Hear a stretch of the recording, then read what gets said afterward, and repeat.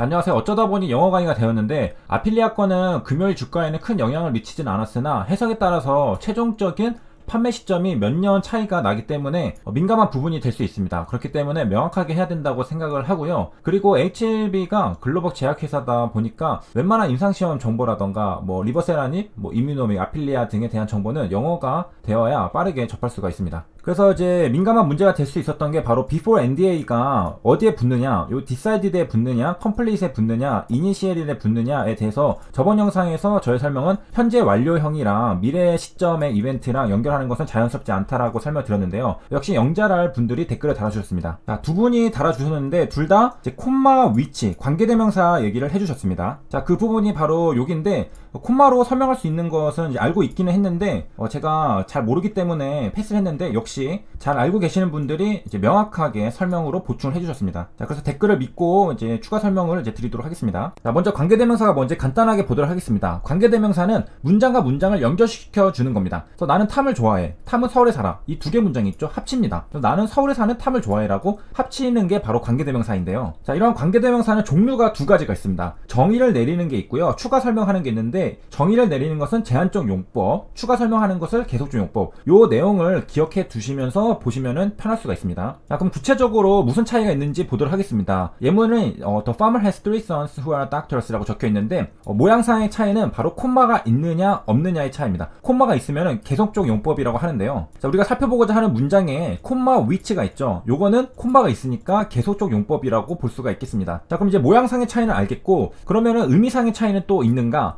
여기서 우리가 콤마가 있냐 없느냐에 따라서 정보 하나가 달라지게 됩니다. 뭐냐면은 일단은 여기에 주어진 문장은 똑같죠. 3명의 아들이 있는데 의사다. 여기도 3명의 아들이 있는데 의사다. 여기서 달라지는 의미는 아들이 총 몇 명이 있는지입니다. 요 앞에는 내가 아들이 몇 명 있는지를 모릅니다. 근데 최소 3명 이상이라는 걸 알겠지만은 이 뒤에는 내가 3명의 아들이 끝입니다. 좀 더 쉽게 의미를 이해해보자면은 요 앞에는 해석할 때 뒤에서부터 하면은 이제 편합니다. 뭐냐면은 3명의 아들, 그러니까 의사인 아들이 3명 있다. 그래서 의사인 아들이 3명이지만 그 외에 또 아들이 있을 수 있다라는 의미가 될 수 있고, 그 다음 계속적 용법에서는 내가 3명의 아들이 있어. 내가 3명의 아들이 있다라는 겁니다. 근데 그 3명이 의사네? 라는 겁니다. 그러니까 나는 처음에 3명이 있다는 것을 알려주고서 그 3명이 의사다라는 걸 알려줬기 때문에 내가 3명이 끝이다. 그 다음에 앞에는 내가 의사인 아들이 3명이다. 그럼 그 외에 아들이 또 있을 수도 있는 거죠.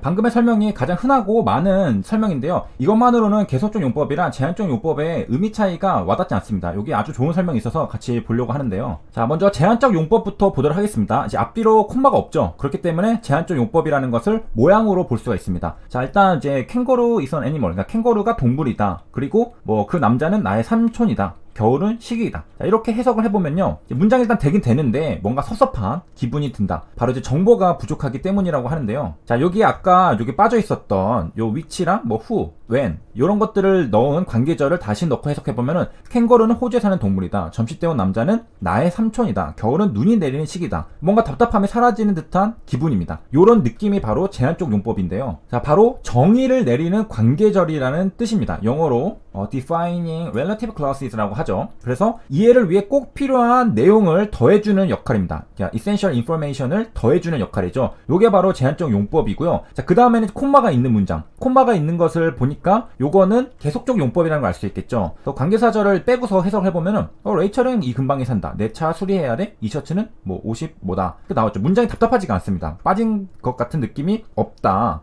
콤마 사이의 문장들을 넣어보면은 우리가 어제 만난 레이첼은 이 근방에 산다. 내 차 7년 전에 샀는데 수리해야 돼. 이 셔츠는 진주 샀는데 50이야. TMI 느낌. 그러니까 계속적 용법은 non-defining relative clauses입니다. 그러니까 정의를 내리는 문장이 아닌 거죠. 추가적인 정보를 제시하는 문장입니다.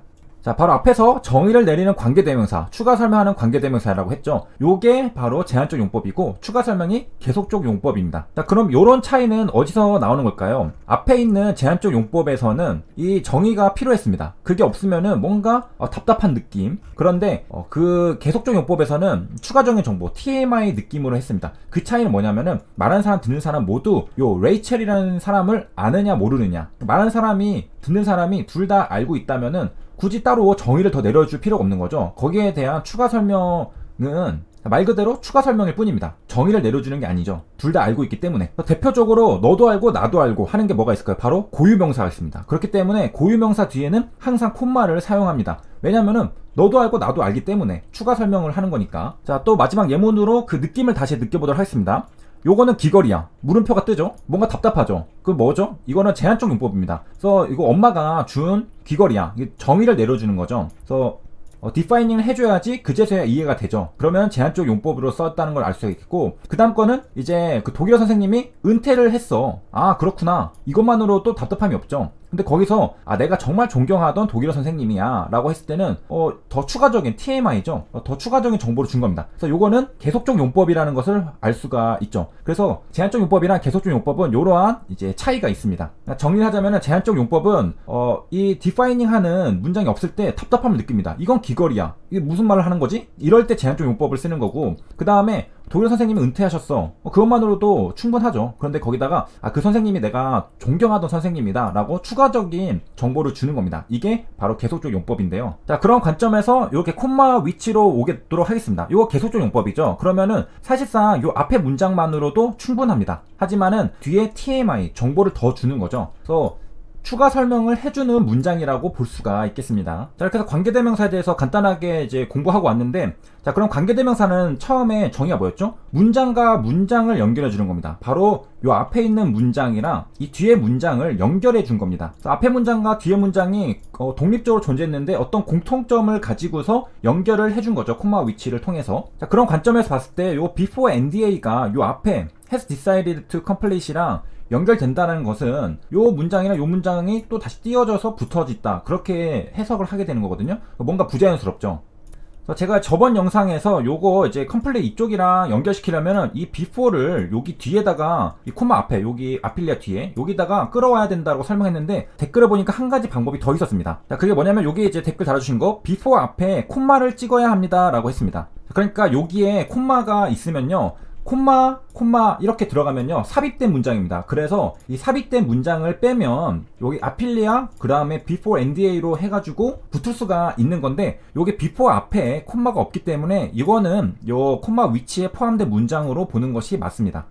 자, 그러니까 before NDA는 이 뒤쪽 문장에 포함된다라고 보는 게 맞다고 하는 것이고, 그 다음에 여기 보면은 이제 그 주격이거든요. 주어가 없기 때문에. 그럼 뭐를 수식하는 거냐? you studies. 자, 이에 대한 설명을 여기 중기님이랑 천호님이 잘해주셨는데, 자, 천호님 댓글부터 일단 보면요, 저거를 이제 콤마 위치를 어떻게 바꿔 쓸 수 있느냐? and하고 they, and to studies로 이제 바꿔 쓸 수 있습니다. 그래서 계속적 용법으로 쓰는 관계대명사는 뭐 and, but 뭐 그런 거로 바꿔 쓸 수 있거든요. 콤마 위치를. 그래서 이게 정확하게 알고 계셔가지고 써주신 건데, 이렇게 해서 앞문장을 부연 설명하는 것이라고 했습니다. 우리가 관계대명사의 제한적 용법은 정의를 내리는 거라고 했고, 계속적 용법은 추가 설명한다는 거라고 했잖아요. 그래서 부연 설명하다, 추가 설명하다 같은 해석이라는 걸 볼 수 있겠고요. 자, 그렇기 때문에 뒤에 있는 문장에 있는 이니시엘이랑 before는 같이 연결하는 게 맞는 것 같습니다 라는 것. 그 다음에 중기님도 마찬가지로 관계대명사 위치야가 계속적 용법이라고 했죠. 부연 설명하는 겁니다. 계속적 용법은. 그래서 이제 해석을 해주셨고, 그 다음에 이제 before는 전치사구죠. 요게 바로 위치 이하에 있는 그 문장 내에서만 제한적으로 해석해야 된다는 겁니다. 이 말은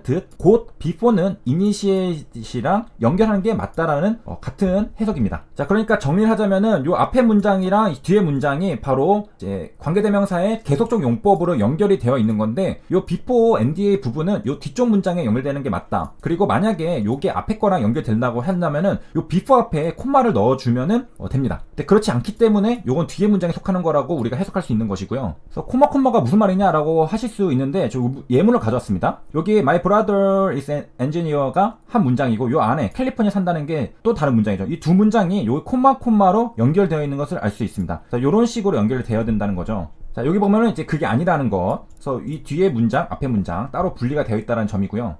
자, 그래서 정리를 한번 하면요, 콤마가 있을 경우에는 계속적 용법이고, 콤마가 없을 경우에는 제한적 용법이다. 콤마가 없는 경우에는 뒤에서부터 해석하는, 그러니까 정의를 내려주는, 그러니까 의사인 아들이 2명이 있다. 그러면은 의사는 아이들이 2명이니까 의사가 아닌 아들이 또 있을 수도 있죠. 그래서 2명이 있는 거 아닙니다. 뭐 3명, 4명이 있을 수도 있는 거고, 그 다음에 이제 계속적 용법 같은 경우에는 내가 아들이 2명 있어. 그 다음에 추가적으로 설명해 주는 겁니다. 근데 그 아들이 의사야. 그러니까 앞에랑 뒤랑 좀 다르죠. 해석은 계속적 용법은 앞에서 하는 게 좋고, 제한적 용법은 뒤에서 꾸며주는 식으로 하는 게 좋습니다. 그러니까 다시 한번 요약을 하면은, 제한적 용법은 내가 의사인 아들이 2명 있어. 그러면은 의사 아닌 다른 아들도 있을 수 있다라는 거죠. 그럼 최소 아들이 일단 2명 있는 거 맞는데 다른 아들이 있을 수 있다는 게 제한적 용법이고, 개선적 요법 같은 경우에는 내가 아들이 2명 있어가 됐기 때문에 아들이 2명 있는 겁니다. 3명이 될 수는 없는 거죠. 근데 그 둘이 의사라는 거죠. 그 다음에 관계대명사는 정의를 내리는 제한적 용법, 추가 설명하는 계속적 용법으로 나뉜다고 했었죠. 그래서 정의를 내려줘야 되는 경우에는 콤마를 안 찍죠. 제한적 용법. 요런 거는 왜 그럴까 생각해보면은 선행사가 명확하지 않습니다. 그러니까 말하는 사람은 알겠지만은 듣는 사람은 잘 모를 때, 선행사가 명확하지 않을 때 좀 정의를 내려줘야 되잖아요. 그럴 때 제한적 용법을 쓴다는 거고, 선행사가 명확할 때, 너도 알고 나도 알고 할 때는 추가적인 설명을 하는 것 뿐이잖아요. 그렇기 때문에 콤마를 찍게 되는 겁니다. 그래서 여기 보면은 같은 문장이었죠, 아까. 여기 보면은 여기에서는 콤마가 안 찍혀 있으니까 제한적 용법이죠. 그러면은 듣는 사람은 두 아들이 누구를 말하는지 모르기 때문에 내가 의사인 아들이 2명 있다라고 설명을 해준 겁니다. 그런데 이 뒤에는 내가 두 아들이 있다라고 하고 콤마를 찍었죠. 그러면은 듣는 사람도 누굴 말하는지 명확하게 아는 상태입니다. 그렇기 때문에 콤마를 찍고 부연 설명해 주는 겁니다. 앞에는 모르기 때문에 내가 의사인 아들이 2명 있다고 말해주는 거고, 요 뒤에는 내가 2명의 아들이 있다. 근데 듣는 사람은 알아 라고 하는 거고, 근데 걔가 이제 의사가 됐어 라고 말을 해주는 겁니다. 자, 이거를 이제 명확하게 구분할 수 있는 게 바로 고유명사를 보면 되는데요. 고유명사, 우리가 뉴욕이라고 하면은 너도 알고 나도 알죠. 그렇기 때문에 콤마를 찍어주는 겁니다. 요거는 부가적인 설명을 하는 거기 때문에 콤마를 찍어주는 거고, 아까 이제 콤마 있죠? 요거 삽입 문장이라고 해석을 했었죠. 그래서 여기랑